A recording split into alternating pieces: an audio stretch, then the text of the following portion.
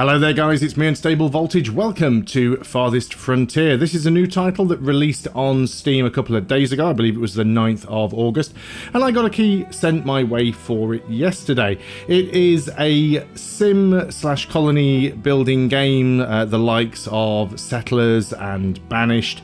And it is by Crate Interactive. They are the developer and publisher. And they also developed and published Grim Dawn. So it's a little bit of a departure from their previous title.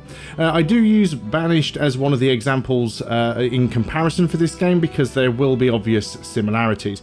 Now the game is in early access. I don't put that forward as an excuse because I believe that once you put your game on to early access and you are charging people to be able to buy it and play it, that you are open to criticism. It's fair game.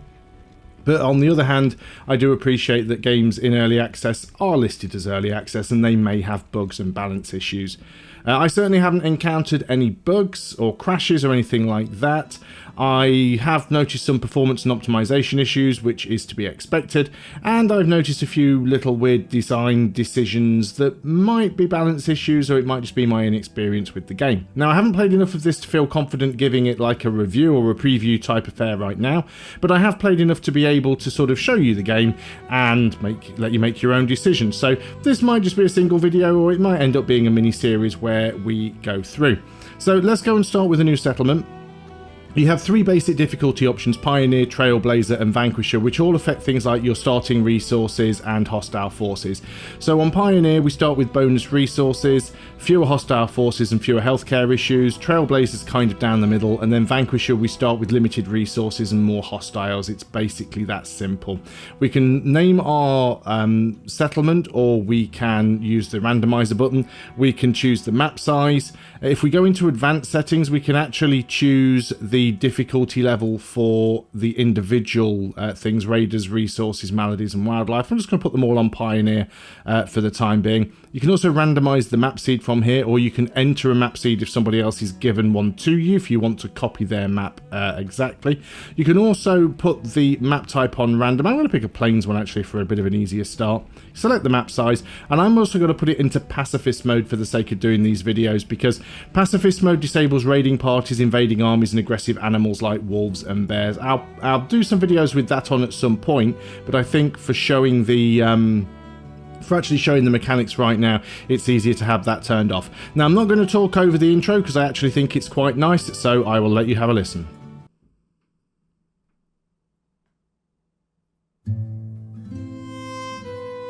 Life can be harsh everywhere, but in the old world, there was no hope of it ever improving.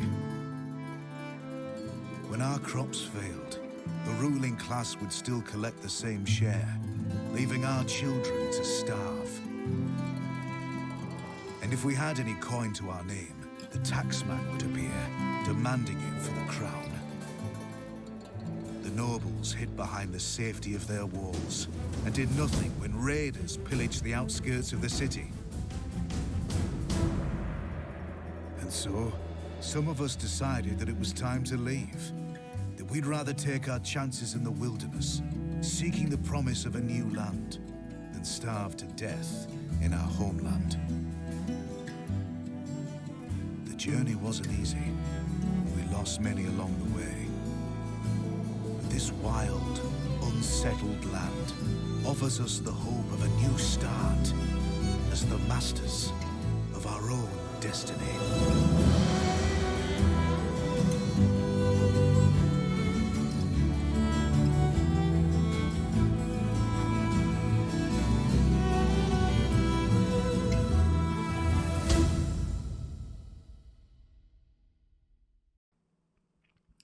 Okay, so here we are. So right at the very beginning, we start with a number of villagers, and they tell us that they finished scouting the area and surveyed the land. So we have to choose where to put down our sort of central village structure.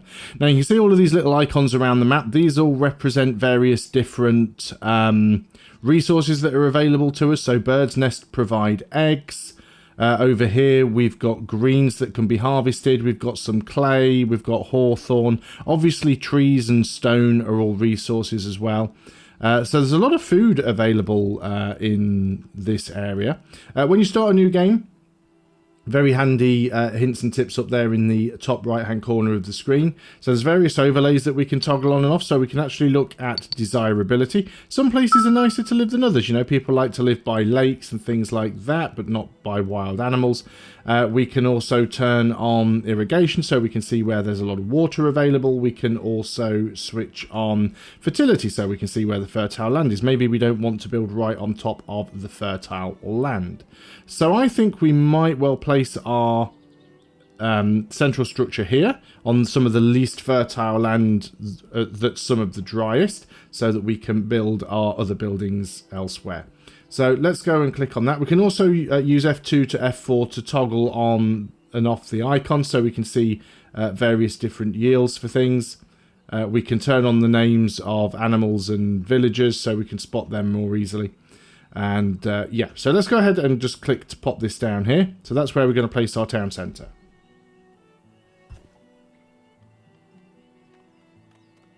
We turn off the irrigation map mode. So the first thing that's going to happen here, we've got this little wagon, and this wagon starts off as our storage. So we've got some tools in here. We've got some weapons, we've got some arrows and some bows, and we've also got some smoked meat and some root vegetables. Now, it's worth bearing in mind that food does deteriorate over time. It can spoil. This cart can also be moved around as well. Now, it's telling us that we have a housing shortage and firewood is low. We can see our firewood up here, and everyone's unhappy because they're all homeless. But obviously right now, we don't have the ability to build the houses because we haven't built the town centre. So the first thing they're all going to do is clear the area. They're going to chop down all the trees, get rid of all the stumps, move any stones, anything that's basically in the way. We can speed it up. So we're currently running at speed 1. We can go down to half speed, but we can also go up to 2 times and 3 times speed. So let's just do that until they've got the area clear.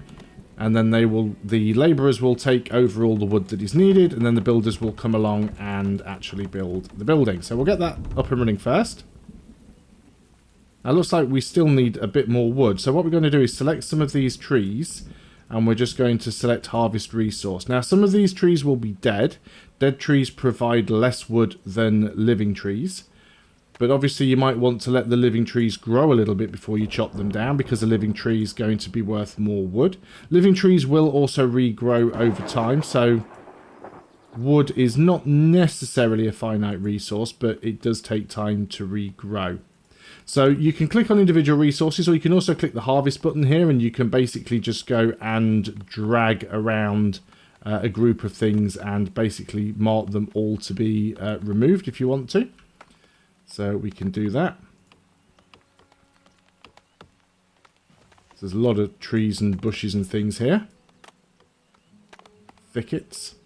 And you can also unassign things as well. And if you want to, you can hit the harvest resource button and you can deselect certain things. So maybe we don't want to harvest berries, we just want tree stones and bushes, and we can do it that way. So we'll allow that to continue on. I'm going to just go back up to speed 3 again. And that will just allow us to chop down the wood that we need. It's really weird that you don't actually start with the wood required to even build the town centre, but there we go. I would, especially because the tutorial doesn't ever seem to mention that you need more resources, so I feel that's really harsh for a new player. So there we go, we've now got the town centre. This means we can start building some other houses. So let's get some housing going. Now you'll notice at the moment all we can build is a shelter. I'm going to hit space, which pauses. So a shelter costs us 10 logs or 10 wood, and the other icon is actually someone hammering something. So that's basically building time, the length of time that it takes to build. Now you'll see that there's location desirability. Some places are nicer to live than others, and it's always going to be fairly low at the start of the game because it's basically just a shelter in the middle of the wilderness. However, later on, you can build other buildings that will increase or decrease the location desirability. For example, if you build a bakery near the settlement, bakery increases the desirability because everyone wants to live near the bakery. They can get fresh bread and they get the smell. However, people get less. The houses become less desirable if you build the compost heap next to them. So we're going to start by building our houses over here because we don't want them to have them too far away from the settlement. So we start off, we've got 12 villagers, you can see over here. So we've got 12 villagers. We're going to put down Trying to think of the number of houses that we actually need. Let's put one down here and let's put another one. I think 4 should be enough initially. And it's also telling us that firewood is low. So in order to get more firewood, we need resources and we want to build the firewood splitter. We'll put the firewood splitter over... Well, it's usually good to have the firewood splitter somewhere near trees. We don't have a huge amount of forested area. But we'll go and put our firewood splitter over there. So now we've got our firewood splitter. Again, we'll probably need to get some more wood if we want to be able to build it. Now, anywhere that we've told the villagers to build, like this one, because there's a tree in the way, they will clear that of any obstructions first. We'll get rid of these trees as well. So just going to chop down a few trees. Oh, that was already marked. You will find that you spend quite a lot of time marking trees and things for removal, especially in the early game. It does get a little bit easier later on. So we are starting to get some logs now. Now, to speed up movement, you can actually build roads. Roads are actually free. They just cost time to build. At least dirt roads are free. They just cost time to build. And you can also flatten terrain. And once again, flattening terrain is free, but it does cost time. So you can flatten out any hills. Although everything here is reasonably flat. Not too many other resources around. There is some clay. We've got plenty of food, which is nice. Oh, got some deer over here as well. Lots of hawthorn, lots of greens, lots of clay. Not really seeing any coal or gold or iron at the moment. There's a little bit of stone, but not a lot of it. So we might have to trade for some stuff. So that's fine. So we're starting to build the houses. The houses are complaining that they have no firewood. Let's have a little look and see what else that we've got available. So we've got a basic well. We are going to need water for our villagers. So let's go and put the well out here where we've got a bonus to water. You always want to try and put the well where you're going to get a lot of water. Now 57 seems about the highest bonus that we can get. And I can still get 57 if I place it here, which is closer to the houses. We could probably do with another well. Keep them away from each other. So let's put another well up there. So we're going to have 2 wells. And we can link them by a road. So let's put a road from this well. And we'll stretch it down to this well. And then we'll build this across to the houses. And then we'll build that up over towards the actual town centre. And we could also build a road up over here, but I don't think we need to do that right now. So we'll go ahead and unpause. All of this stuff will get sorted out in its own good time. So some other options that we have. So we can build a graveyard. We don't really need one of those right now because we haven't lost anybody. We can build some storage. So we can build a storage cart. So they serve as a place to store goods produced by the settlement. This is essentially what we've already got here. This is a storage cart. We can also build a stockyard, which is something that we're going to need. So let's go ahead and put the stockyard over here next to the town centre. And then we've got food production, so we can get a hunter's cabin. We can get a forager shack. We can get a fishing shack. We can build crop fields. And we can get a smokehouse. Now, crop fields, the farming in this is reasonably complicated, and it's something that I want to show off a little bit later. But we'll leave that for now, and we'll get the stuff that's a little bit easier to grab. So a forager's shack would be really good, because there's lots of greens all around this area. If we put a forager's shack sort of right here, we can get a lot of stuff. So we're going to go ahead and put the forager's shack there. I also noticed some deer. Yeah, we've got deer up here, so this would be a good place to go and get the hunter's shack, which is this one, or the hunter cabin, I suppose. So put the hunter cabin up there in the trees. And we could go ahead and even extend the roads out just to make it a little bit easier for these people to get to them. Let's go and build a road out in that direction. They don't necessarily have to be straight. Other options that we've got for building things. So we've got a fishing shack, but I don't think we've got any rivers or lakes or anything around right now. At least I can't see any yet. And we've also got a smokehouse. Now, smokehouses are useful if you are gathering meat, because the smokehouse lets smoked meat basically keeps longer than unsmoked meat. So let's go ahead and put a smokehouse up here. It does reduce desirability. So you don't really want to have it next to your housing. So we'll go ahead and put it over here.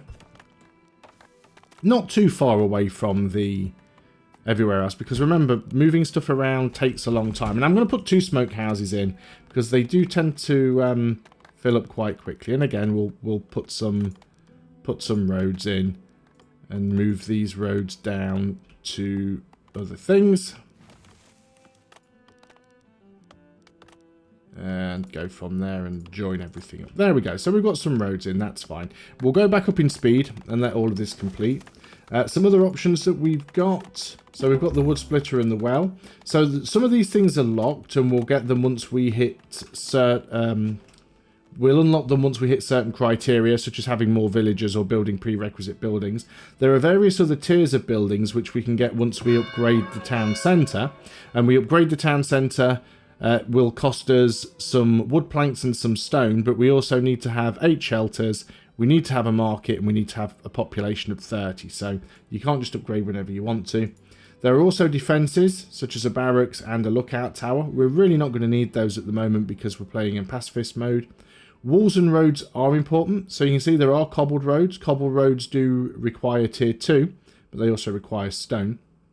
And we also have fences and walls. And fences are particularly useful even in pacifist mode, because if you don't build fences around your farms, your crops will get eaten by wildlife. And then there are various decorations and things that we can put down. So we can even put down trees and stuff as well. So let's not get into that too much right now. We'll unpause the game and just let things sort themselves out a little bit.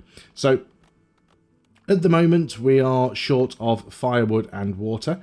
4 more people want to join. We need to amass a 4-month supply of food and 6 houses. Well, we have a 9-month supply of food, but we're about to lose 3 months worth due to spoilage. We'll be able to sort that out soon as well. We do need some more houses, though. It says we need 6 houses, so or 6 shelters. So let's go ahead and we'll get a couple more shelters in here. So we'll do that. We'll unpause. There's still many more buildings that we can build. Now we've got these panels down here. So this one allows us to see our resources. So we are going to get some food spoilage. You can see how much we're going to get just there. We can also see individual villager professions, which we can open by pressing the P key. So if you build a building that requires a specific or that requires a worker, like for example the firewood splitter requires someone to split the firewood, it will automatically assign someone to it when it's built. You can click this button to remove them from it, and then that building won't operate. Anyone who isn't working a named job will be either a builder or a... So everyone's a labourer by default, which means everyone can carry stuff around, and then we can assign a number of people as builders, and then anyone that isn't assigned a job will just become a labourer. There are certain buildings, I think the wood splitter is one of them, where you can actually enable a 2nd, 3rd or 4th slot to have more workers, and they'll operate at a faster speed. Now you'll see we've got sumac, we've got some berries coming out now. Those weren't there before, and that's because we have seasons. So as you can see up here, we move from winter into spring, summer, fall, and back to winter. So we're currently in midsummer of year 1. It's a hot temp and light breeze. Seems to me like it'd be a really good place to have another forager's shack up over here. So let's go and put that in. Probably close enough to the roads where I don't need to bother building another road up there specifically. Now, it looks like firewood is definitely going to be a problem. I think wood just in general is a problem. I think that's the main issue there. So we need to get ourselves some extra trees, basically. So I'm going to go and hit the harvest button. I'm going to turn off... I'm going to leave stone on, actually, but I'm going to turn off bushes and berries.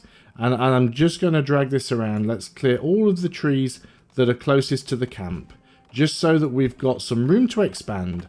And also so that we've got some wood, which we're going to need to work with. So we're going to get rid of all of these trees.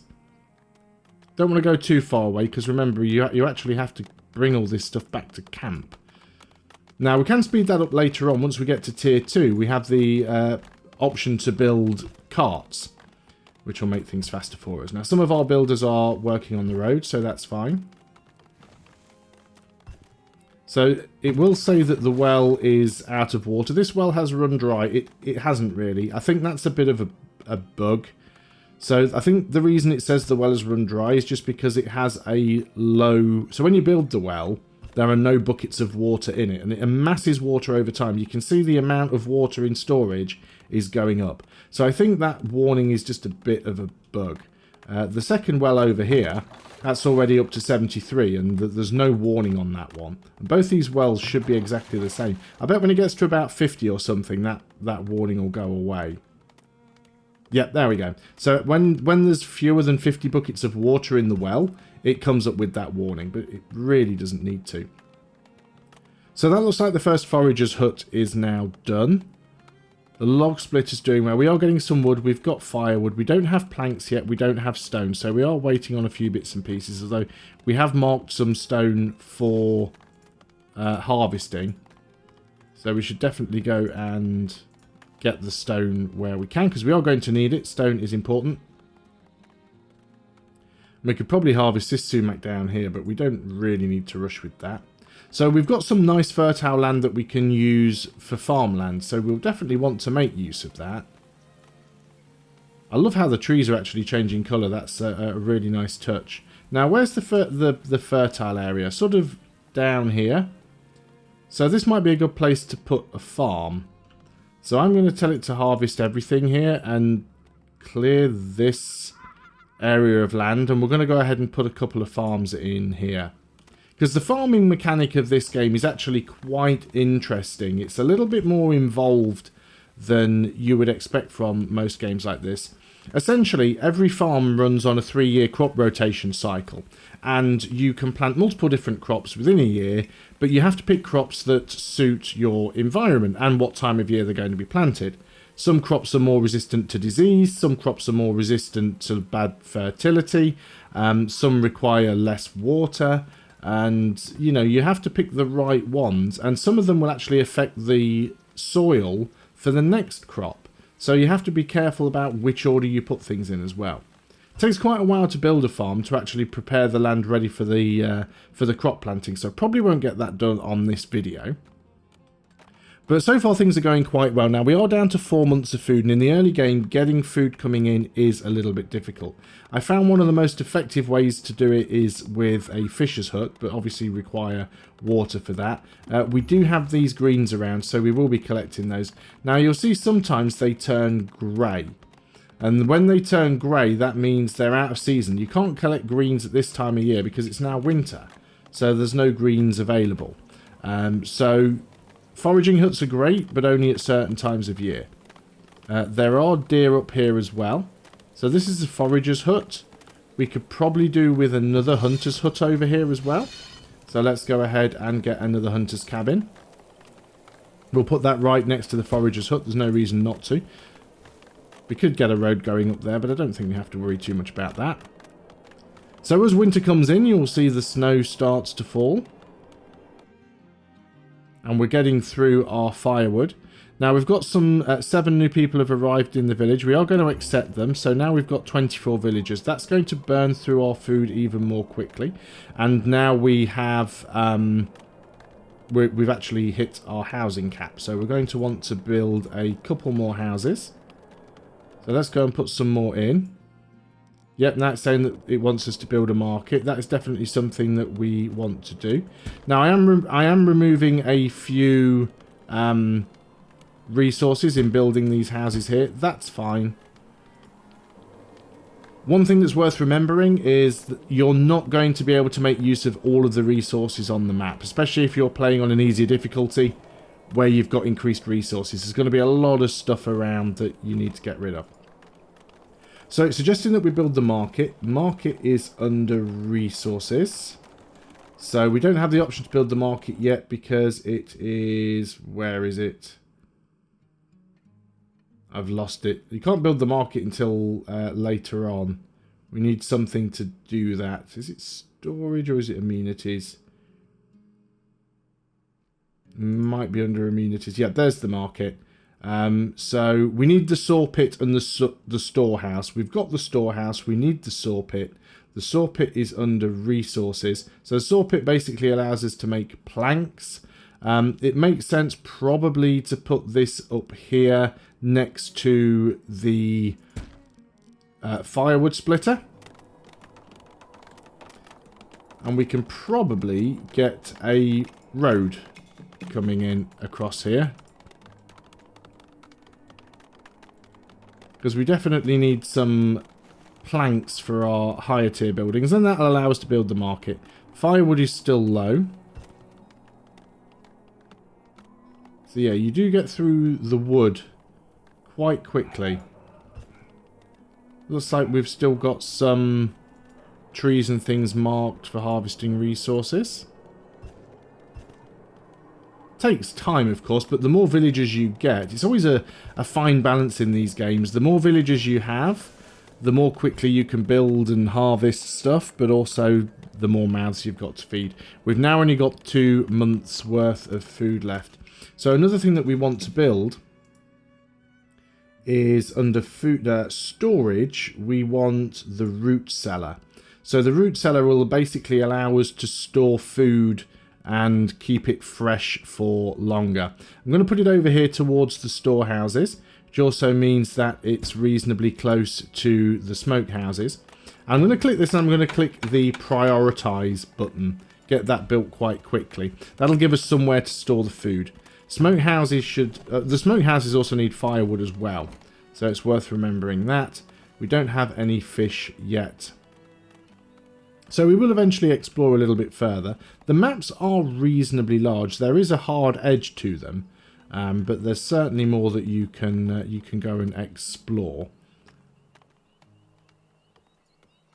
You can click on individual villagers. You can manually move individual villagers. So there is a way to explore the area. He's actually a smoker. I should let him get back to work. But yeah, you can manually move villagers around if you want to explore more of the map. So we've got nuts up here. Nuts are really good because you do start to suffer from scurvy after a while. So being able to collect nuts is useful. We've got more greens up here. We've got hawthorn. So yeah, the maps are actually reasonably large. Explore a little bit around there. Now I'm just going to... is that the button to return home? No, that just returns me to my village. He should come back.